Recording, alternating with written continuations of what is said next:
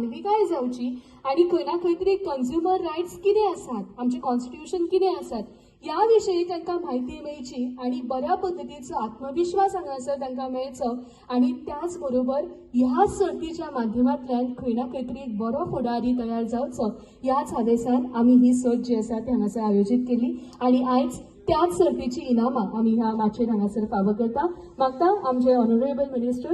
रवीजी नाईक हांचे लागीं की तांणी ही इनामां फावो करून आमच्या भुरग्यांची उर्बा वाडोवची. पयल्यान पयली हायस्कुला खातीर ही सर्त आयोजीत केली आणि